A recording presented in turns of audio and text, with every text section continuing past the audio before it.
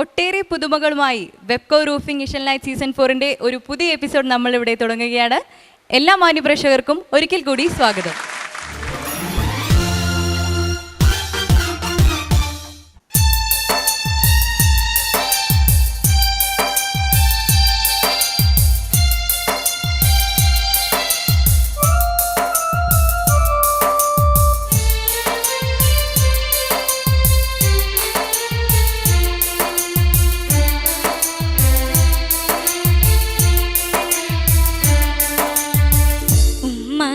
കാലടി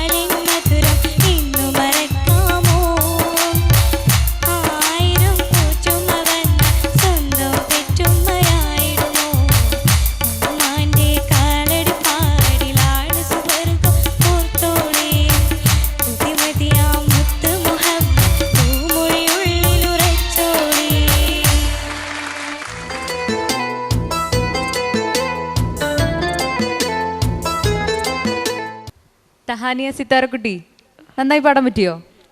വിചാരിച്ചത്ര പറ്റിയില്ല. വിചാരിച്ചത്ര പറ്റിയില്ല, കുഴപ്പമില്ല. നമുക്ക് അടുത്ത പ്രാവശ്യം നോക്കാം. ജഡ്ജസിനോട് ചോദിക്കാം. ബാബുക്ക എങ്ങനെ പാടി? കുഴപ്പമില്ല. ഉണ്ട് അല്ല, കുഴപ്പമില്ല എങ്കിലും കുറച്ച് ചെറിയ ചെറിയ കുഴപ്പങ്ങൾ ഇങ്ങനെ വന്നു. എങ്കിലും പൊതുവെ കുഴപ്പമില്ല. സ്വന്തം പെറ്റുമ്മയായിടുമോ എന്ന് പറഞ്ഞിട്ട് അവിടെ അവസാനിപ്പിക്കുന്ന സ്ഥലം ഒരു ഫിനിഷിങ്ങിൻ്റെ കുറവുണ്ട് അവിടെ, ഇല്ലേ? സ്വന്തം തോന്നുന്നുണ്ടോ? അത് കേൾക്കുന്നത് പോലെ ആകുന്നുണ്ടോ? ഓക്കെ. ഏതായാലും പിന്നെ കുറച്ചും കൂടി അത് കേട്ട് കുറേ പ്രാവശ്യം കൂടി കേൾക്കുകയും വേണം. കേട്ടത് നമ്മൾ വേറെ ആരെങ്കിലും മുഖാന്തരം ഒന്ന് പാടിയിട്ട് അതിൻ്റെ ചെറിയ ചെറിയ പോരായ്മകളൊന്ന് മനസ്സിലാക്കുകയും വേണം. ഈ പാട്ടിൽ നിന്നുള്ള ഏത് പാട്ടായാലും അങ്ങനെ വന്നിട്ട് വേണം നമുക്ക് വേദിയിൽ അവതരിപ്പിക്കാൻ. അപ്പോൾ പിന്നെ ഈ പറഞ്ഞ എന്നൊരു ഇപ്പോൾ ഒരു സങ്കോചമുണ്ട്, എന്തോ ഒരു തുടക്കത്തിൽ തന്നെ മനസ്സിലാക്കാൻ കഴിയുന്നുണ്ട്. ഒരു ധൈര്യക്കുറവ് പോലെ തോന്നുക. എന്താണെന്നറിയില്ല, അല്ലേ? ഉണ്ടോ? ശരി. അപ്പോൾ സിത്താര വിശ്വസിക്കുന്നത് നന്നായിട്ട് പാടിയെന്നാണ്, അല്ലേ? ആവട്ടെ. അപ്പോൾ ഏതായാലും ഒന്നും കൂടി ഞങ്ങൾക്ക് തോന്നുന്നത് കുറച്ചും കൂടെ ഒന്ന് ശരിയാക്കണം എന്നാണ് കേട്ടോ. നന്നായിട്ട് പരിശീലിക്കുകയും വേണം, നന്നായിട്ട് കേൾക്കുകയും വേണം കേട്ടോ. പഠിക്കുന്നുണ്ടോ പാട്ട്? ഉണ്ടല്ലേ? ഓക്കെ. ഏതായാലും ഞാൻ ഒരു 37 മാർക്ക്. 45-ൽ 37 മാർക്കാണ് ബാബുക്ക് തന്നിരിക്കുന്നത്. ഇനി ഗഫൂർക്ക എത്ര മാർക്ക് തരാൻ നോക്കാം. ആദ്യം കമൻസ്. നന്നായി പാടി അല്ലേ? ചെറിയ 1-2 മിസ്റ്റേക്ക് വന്നു, അറിഞ്ഞല്ലോ നമ്മൾ, അല്ലേ? അത്തരം പാട്ടുകൾ എടുക്കുമ്പോൾ ഞാൻ എല്ലാവരോടും പറയാനുള്ളത് പോലെ തന്നെയാണ്. ഉമ്മാൻ്റെ കാലടിപ്പാടിലാണ് സുവർക്കം മോർത്തോളി. ഉണ്ടോ? ടച്ചുകൾ ഉണ്ടാവും. അത് പോയാൽ പിന്നെ എൻ്റെ ഒന്ന് ഒരു ഡൗട്ട് പോലെ ഒന്ന് പാടി, അല്ലേ? അപ്പോൾ ശ്രദ്ധിക്കണം അതൊക്കെ മോള്. ഓക്കെ, അടുത്തിന് ശ്രദ്ധിക്കുമോ? ശ്രദ്ധിക്കുമല്ലോ അല്ലേ? ഓക്കെ. അപ്പോൾ നന്നായിട്ട് അടുത്ത പാട്ട് നല്ലോണം ശ്രദ്ധിക്കുക, നന്നായിട്ട് പാടുക. ഓക്കെ, മാർക്ക് വേണ്ടേ? 38.5. 45-ൽ 38.5 ആണ്. ഇനി ഓവറോൾ എത്ര മാർക്കാണെന്ന് ചോദിക്കാം. 10-ൽ എത്ര മാർക്കാണ് ബാബുക്ക? 7.5. അപ്പോൾ ടോട്ടൽ സ്കോർ 83 ആണ് ഔട്ട് ഓഫ് 100. ഓക്കെ സിത്താരക്കുട്ടി, കുഴപ്പമില്ല. അടുത്ത പ്രാവശ്യം നമുക്ക് നന്നായി പാടാം കേട്ടോ. Okay, all this.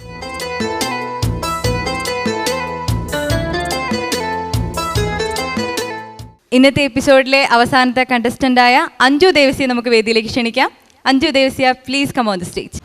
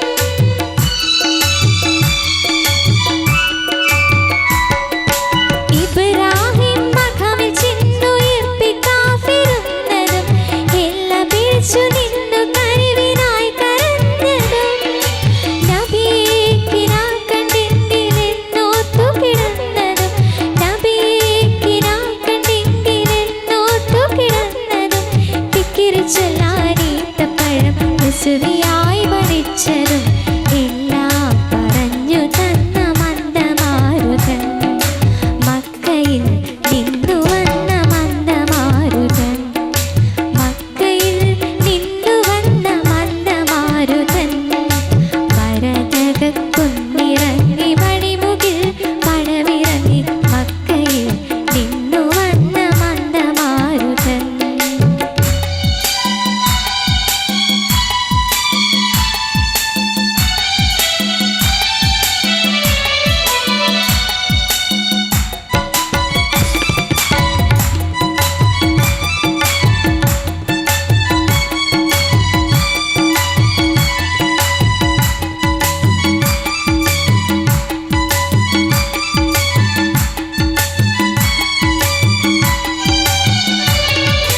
ഹാജരതൻ തേങ്ങൾ കേട്ടു മറുവയിലിരുന്നതും ഹാജിമാരുടെ വീർപ്പാറ്റാൻ മിശറിയാൽ ചമഞ്ഞതും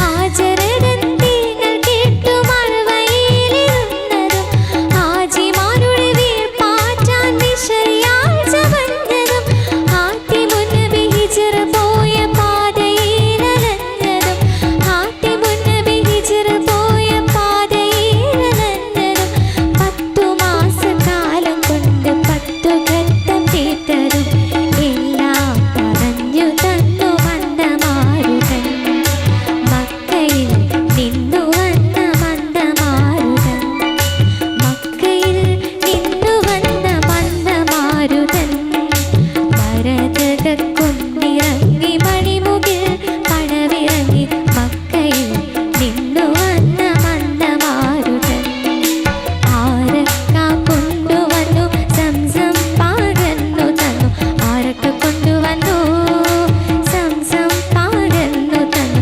സഫറിലെ സാഹസങ്ങൾ ചെവിയിലുരച്ചു തന്നു മക്കയിൽ നിന്നു വന്ന മന്ദമാരുതൻ മക്കയിൽ നിന്നു വന്ന മന്ദമാരുതൻ ഭരതകുന്നിറങ്ങി മണിമുകിൽ പടവിറങ്ങി മക്കയിൽ നിന്നു വന്ന മന്ദമാരുതൻ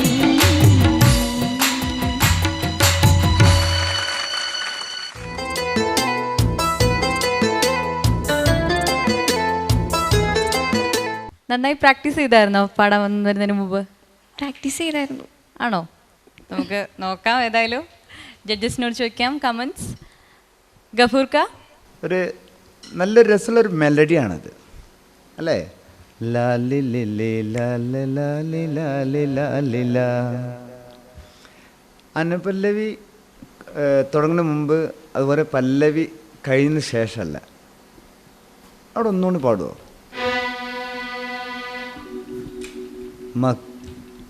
മക്കയിൽ നിന്നു വന്ന മന്ദമാരുതൻ മരതകുന്നിറങ്ങി മണിമുകിൽ പടവിറങ്ങി മക്കയിൽ നിന്നു വന്ന മന്ദമാരുതൻ മക്കയിൽ നിന്നു വന്ന ഉണ്ടോ? ആ റൂട്ട് മനസ്സിലായ? ലാലേ ലാല ലാല ലാലി ലാല. അത് ശ്രമിച്ചിട്ടുണ്ട്, പക്ഷെ അങ്ങോട്ട് എത്തിയില്ല മാത്രമേ ഉള്ളൂ. പക്ഷെ എങ്കിൽ നന്നായി പാടി. 1-2 സ്ഥലങ്ങളിൽ പിന്നെ അങ്ങോട്ട് ചേർന്ന് വരാത്തൊരു പ്രശ്നം. ഓക്കെ. അതുപോലെ തന്നെ അനുപല്ലവിയിൽ ഒന്ന് പാടിയ, ഒന്ന് ഫസ്റ്റ് പാടിയ. ഇബ്രാഹിം മഖമിൽ ചെന്നുയർപ്പിക്കാഫിരുന്നതും എല്ലാ പിടിച്ചു നിന്നു കനിവിനായി കരഞ്ഞതും. അതിപ്പോൾ അത് പ്രശ്നമല്ല. ലാല ലാല ലാല ലാല അത്ര ഉണ്ടാകും നോട്ട്. ഇപ്പോൾ എന്താ പറയുക, ഈ സമയം ആയതുകൊണ്ടായിരിക്കും. ഓക്കെ. എങ്കിലും പിന്നെ അത്ര സ്ഥലങ്ങളിലൊക്കെ എത്താൻ ഒരു ചെറിയൊരു മടി. എത്തിയില്ല. ഓക്കെ. പക്ഷെ അതും കൂടി എത്തിയിട്ടുണ്ടെങ്കിൽ ഗംഭീരമായിരുന്നു. അത് നന്നായി പ്രാക്ടീസ് ചെയ്തിരുന്നു. എനിക്കിപ്പോൾ ഈ സമയത്ത് പ്രശ്നം ഉണ്ടായിരുന്നു. എന്തായാലും നന്നായി പാടി. പക്ഷേ ഇതൊക്കെ ഒന്ന് ശ്രദ്ധിക്കണം. കേട്ടോ. നമ്മൾ പാട്ട് കേൾക്കുമ്പോൾ ഇത്തരം പാട്ടുകൾ, ഈ ടച്ചുകളുള്ള പാട്ടുകളെ പിന്നെ പഠിക്കുമ്പോൾ എപ്പോഴും അതിൻ്റെ ചെറിയ ചെറിയ പോയിൻ്റുകളെ ഉണ്ടാവുള്ളൂ. പക്ഷെ അതതിൻ്റെ സ്വീറ്റ്, ചില പോയിൻ്റുകൾ മാത്രം. ഒരു മുഖം മാറ്റാൻ ഒരു പൊട്ട് മതി, അറിയോ? ഒരു ചെറിയൊരു പൊട്ട് മതി ആ ഫിഗർ മാറ്റാൻ. അപ്പോൾ ഒരു നോട്ട് മതിയാവും അതിൻ്റെ സ്വഭാവം മാറ്റാൻ. ഓക്കെ, ഞാൻ പറഞ്ഞു മനസ്സിലാവുന്നുണ്ട്? ആ അപ്പോൾ ശ്രദ്ധിക്കുക. അടുത്ത പാട്ടുകളൊക്കെ പോകുമ്പോൾ ഇത്തരം പാട്ടുകൾ എടുക്കുമ്പോൾ, ഈ ടച്ചുകളുള്ള പാട്ടുകൾ എടുക്കുമ്പോൾ വളരെ ശ്രദ്ധിക്കണം കേട്ടോ. ഒരു പാട്ട് 5 മിനിറ്റാണ് അല്ലേ? അല്ലെങ്കിൽ 4:30, 4:45, 4:55 ഒരു പാട്ടിൻ്റെ സമയം. അതിൽ പാട്ട് പാടാൻ എത്രയാണ് സമയം? 2.5 മിനിറ്റ് മ്യൂസിക് പോകും. പിന്നെ എത്രയുള്ളത്? ആകെ 2 മിനിറ്റ് പാട്ടുണ്ടാവുള്ളൂ. ഞാൻ പറഞ്ഞു മനസ്സിലാകണ്ടോ? അതിൻ്റെ ആഴം മനസ്സിലായോ? ആ 2 മിനിറ്റിൻ്റെ പാട്ടാണ് നമ്മൾ പാടുന്നത്. അപ്പോൾ ആ 2 മിനിറ്റിൽ വളരെയധികം കോൺസെൻട്രേഷൻ ചെയ്തേ പറ്റൂ ഇവിടുന്ന് അങ്ങോട്ട്. ഓക്കെ, താങ്ക് യു ഗഫൂർക്ക. അപ്പോൾ 45-ൽ അഞ്ജുന് എത്ര മാർക്സ് ആണ് ഗഫൂർ കൊടുക്കുന്നത്? 39 ഔട്ട് ഓഫ് 45. ബാബുക്ക? ഈ പാട്ടെനിക്ക് ഇത് ആരെ പാട്ടാണെന്ന് അറിയാം? എവിടുന്ന കിട്ടിയത്? എവിടുന്ന് പഠിച്ചു? കാസറ്റിൽ നിന്ന് പഠിച്ചത്. അതിൽ രചയിതാവ് സംഗീത സംവിധായകനൊക്കെ ആരാ നോക്കിയോ? പാടിയത് സുജാത മാമാണ്. ആണ്. എനിക്ക് തോന്നുന്നു കാനേഷ് പുനൂരാണോ സംശയമുണ്ട്. രചനയുടെ ഒരു ശൈലി കണ്ടിട്ട് പറയാണ്, ഉറപ്പില്ല. KV അബൂട്ടി മാഷിയുടെ സംഗീതം പോലെ ഉണ്ട്. ഇത് രണ്ടും ഞാൻ എൻ്റെ ഒരു ഊഹം വെച്ച് പറയാണ്. ആവാം ശൈലി കേട്ടിട്ട്. ഏതായാലും നമ്മൾ പാട്ടെടുക്കുമ്പോൾ അതൊന്ന് ശ്രദ്ധിക്കുന്നത് നല്ലതാണ്. കാരണം നമുക്ക് എന്തെങ്കിലും ചിലപ്പോൾ ചില സംശയങ്ങളൊക്കെ വരികയാണെങ്കിൽ നമുക്ക് അവരെ വിളിച്ചു നോക്കുക. അവരൊക്കെ നമ്പർ ആരോട് ചോദിച്ചാലും കിട്ടും, ആരതോ. അപ്പോൾ അത് നല്ലതാണ്. അല്ലെങ്കിൽ നമ്മൾ മനസ്സിലാക്കിയേക്കണം, നമ്മൾ പാടുന്ന പാട്ട് ഇതിൻ്റെ പിറവി എങ്ങനെ ഉണ്ടായെന്ന് മനസ്സിലാക്കണമല്ലോ. അപ്പോൾ അതുപോലെ എനിക്ക് മറ്റൊരു ചെറിയ പ്രശ്നം തോന്നിയെന്ന് വെച്ചിട്ടാണെങ്കിൽ പ്രൊനൗൺസിയേഷൻ്റെ കാര്യത്തിൽ കുറച്ചും കൂടെ ശ്രദ്ധിക്കണം. കാരണം നമ്മൾ ഒരു പാട്ടിനെ സമീപിക്കുമ്പോൾ ഒന്ന് അതിലെഴുതിയ ലിറിക്ക്, ആ ലിറിക്ക് നമ്മൾ നന്നായിട്ട് മനസ്സിലാക്കുക, അതിൻ്റെ അർത്ഥം മനസ്സിലാക്കുക. അപ്പോൾ അതിൻ്റെ ഭാവം നമുക്ക് വരണമെങ്കിൽ ശരിക്കും അത് മനസ്സിലാകണം. അത് മനസ്സിലായ സാധനം നമ്മൾ പാടുമ്പോൾ നമ്മളെ ശ്രോതാക്കൾക്ക് മനസ്സിലാവുമ്പോൾ മനസ്സിലായ. അതിന് വേണ്ടിയിട്ട് നമ്മളൊന്ന് ചെയ്യേണ്ടത് ഈ ഈണം ശ്രദ്ധിക്കുന്നത് പോലെ, പിച്ച് ശ്രദ്ധിക്കുന്നത് പോലെ ലിറിക്ക് നന്നായിട്ട് മനസ്സിലാക്കുകയും അത് പ്രൊനൗൺസിയേഷനിൽ വളരെ വ്യക്തമായിട്ട് കൊണ്ടുവരാൻ ശ്രമിക്കുക. അത് എന്താണ്, ഒരു സിംഗറെ ക്വാളിറ്റിയുടെ ഭാഗമാണ്. മനസ്സിലാവുന്നുണ്ടോ പറഞ്ഞേ? അപ്പോൾ അക്കാര്യം വളരെ ശ്രദ്ധിക്കണം. നമ്മളെങ്ങനെങ്കിലുമൊക്കെ പറഞ്ഞാൽ ഇതൊന്നും ആരും മനസ്സിലാക്കൂല എന്നുള്ളൊരു ധാരണ ആർക്കും വേണ്ട. ആരെങ്കിലും അത് കണ്ടുപിടിച്ചിരിക്കും.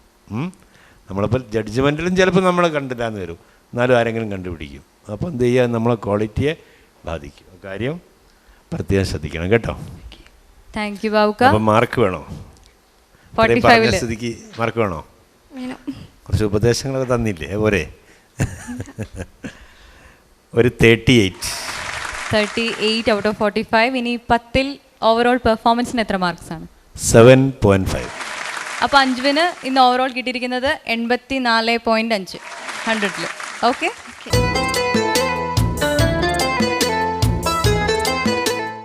വെബ്കോ റൂഫിംഗ് ഏഷ്യൻ ലൈറ്റ് സീസൺ 4-ന്റെ ഈ ജൈത്രയാത്ര ഇവിടെ അവസാനിക്കുന്നില്ല. അടുത്ത ദിവസം ഇതേ സമയം കണ്ടുമുട്ടുന്നവരെ goodbye and good night. ഇഷ്ടത്തിക്ക് യൂസഫിനോട് ഇഷ്ക് തിങ്ങി നിന്നില്ലേ, മുഞ്ചിൽ മികച്ച പ്രവാചകനെ തൻ പുഞ്ചിരി കൊണ്ടു വലച്ചില്ലേ. കരളുരുകുന്ന ചരിത്രമിതാ കഥനമാ